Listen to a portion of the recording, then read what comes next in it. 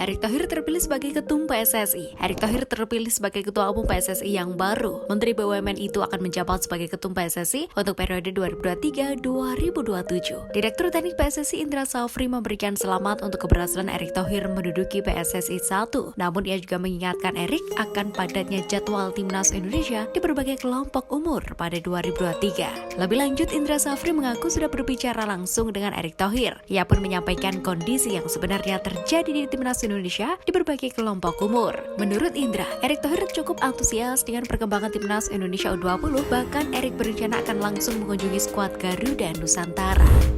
Janji Erick Thohir setelah terpilih sebagai Ketua Umum PSSI. Erick Thohir resmi terpilih menjadi Ketua Umum PSSI. Erick menang dalam pemilihan yang digelar pada Kamis 16 Februari 2023 di Jakarta. Erick Thohir mengumpulkan 64 suara. Menteri BUMN itu unggul atas Lanyala Mahmud Mataliti yang hanya mendapatkan 22 suara. Selepas terpilih sebagai Ketum PSSI, Erick pun mulai mengumbar janji. Satu janji yang cukup menarik keluar dari mulut Erick Thohir, ia ingin memperbanyak keterlibatan perempuan di sepak bola nasional. Bahkan ia merencanakan untuk mengubah statuta PSSI demi mewujudkan hal itu. Dalam statuta yang saat ini berlaku di PSSI, anggota EXO PSSI hanya harus melibatkan satu orang perempuan. Padahal secara aturan internasional ada 30% kuota perempuan dalam organisasi olahraga. Namun Erick tidak akan melakukan perubahan secara brutal. Ia mentargetkan keikutsertaan perempuan di PSSI nantinya bisa menyentuh angka 20 hingga 25%.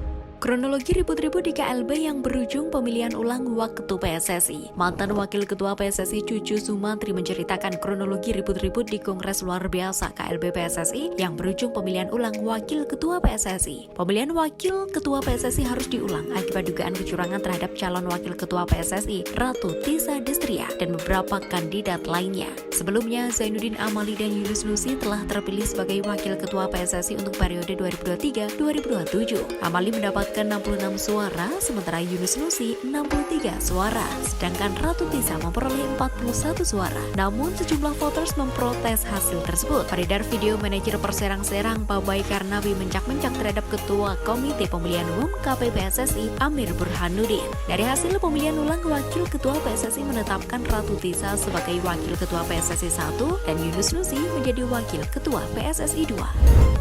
Yunus Nusi mundur, Menpora jadi Wakil Ketua PSSI. Drama terjadi dalam Kongres Luar Biasa KLB PSSI. PSSI mengumumkan bahwa Yunus Nusi mundur sebagai Wakil Ketua PSSI untuk periode 2023-2027. Padahal Yunus Nusi baru terpilih sebagai Wakil Ketua PSSI bersama Ratu Tisa Destria dalam KLB PSSI. Yunus Nusi mendapatkan 53 suara. Dia sebagai Wakil Ketua PSSI 2, sementara Ratu Tisa memperoleh 54 suara untuk menjadi Wakil Ketua PSSI 1. Adapun Menteri Pemuda dan Olahraga Menpora RI Zainuddin Amali menerima 44 suara. Hasil ini adalah perhitungan ulang setelah terjadi dugaan manipulasi suara terhadap Ratu Tisa. Pada pemilihan pertama Wakil Ketua PSSI, Amali menjadi Wakil Ketua PSSI 1 dengan 66 suara dan Yunus Nusi sebagai Wakil Ketua PSSI 2 dengan 54 suara.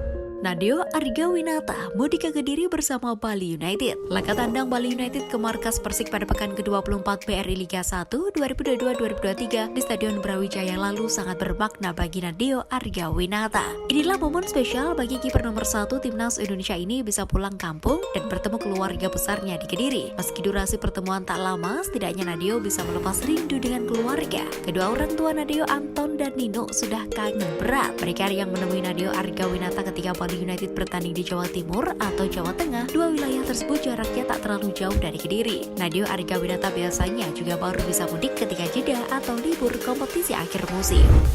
Kakak Marcelino Ferdinand ingin ikut ke Belgia. Winger PSIS Semarang Octavianus Fernando mengaku siap bermain di kasta ketiga Belgia. Ia ingin mengikuti jejak sang adik Marcelino Ferdinand yang kini berkarir di sana. Seperti diketahui, Marcelino telah meninggalkan Persebaya Surabaya dan bergabung dengan klub kasta kedua Belgia, KMSK Deinze. Pemain yang akrab disapa Marcel itu mendapat kontrak 1,5 tahun sampai musim panas 2024. Karir melejit Marcelino Ferdinand di Eropa itulah yang membuat Octavianus Fernando mencoba membuka peluang. Dia meminta kepada Marcel untuk menawarkan dirinya kepada klub-klub kasta bawah Belgia. Pernyataan Ovan itu tentu saja hanya gurauan semata. Dia tidak benar-benar meminta Marcel untuk menawarkan dirinya. Ovan selama ini memang dikenal sebagai pemain yang suka bercanda.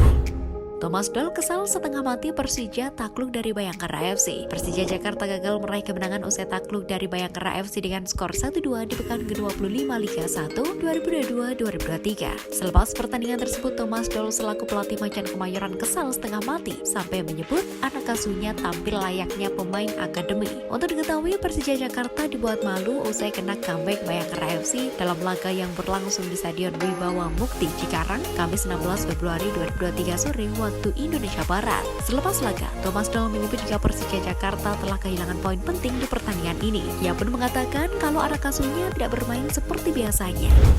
Timnas Indonesia susah cari lawan. Timnas Indonesia diakui kesusahan mencari lawan untuk mau diajak tanding pada FIFA Matchday. Salah satu yang membuat komunikasi PSSI sulit cari lawan kuat ialah terkait biaya mendatangkannya. Seperti diketahui, FIFA Matchday selanjutnya akan digelar pada 20-28 Maret mendatang. PSSI memastikan skuad Garuda bakalan memanfaatkan dua pertandingan uji coba internasional tersebut, bahkan lawan yang dicari untuk timnas akan lebih baik. Direktur Teknik PSSI Indra Safri menyebut kalau sampai saat ini belum ada konfirmasi buat lawan timnas Indonesia pada Maret. Salah satu yang membuat sulit adalah soal match fee buat negara lawan timnas. Indra Safri juga menyebutkan kalau timnas diusahakan akan tetap main di FIFA Matchday. Selain untuk mencari pengalaman, main di FIFA Matchday juga bagus untuk peringkat.